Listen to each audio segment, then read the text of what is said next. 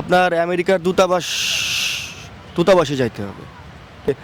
আপনার যুদ্ধবিরতি যে চুক্তিটা হয়েছিল এটার পরে নতুন করে যে হামলাটা শুরু হয়েছে এটার পিছনে একদম সরাসরি আমেরিকার প্রেসিডেন্ট এটা ডোনাল্ড ট্রাম্প এটারে নেতৃত্ব দিচ্ছে। হামলা হচ্ছে ফিলিস্তিনে।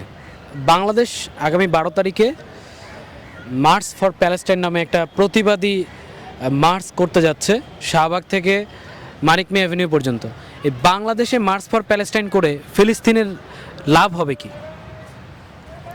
এটা আমার মনে হয় না কোনো লাভ হবে এতে।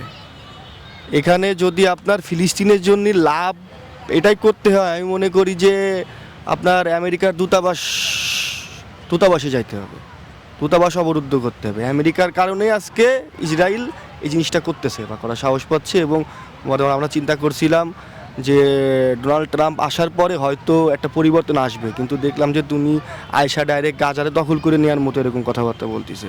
এবং এই যে পরে দ্বিতীয়ভাবে এই যে আপনার যুদ্ধবিরতি যে চুক্তিটা হয়েছিল এটার পরে নতুন করে যে হামলাটা শুরু হয়েছে এটার পিছনে একদম সরাসরি আমেরিকার প্রেসিডেন্ট এটা ডোনাল্ড ট্রাম্প এটারে নেতৃত্ব দিচ্ছে এবং তার ইন্ধনে এটা হইতেছে।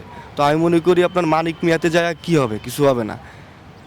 কিছু করতে হইলে আমেরিকার দূতাবাসে যাইতে হবে কঠোরভাবে।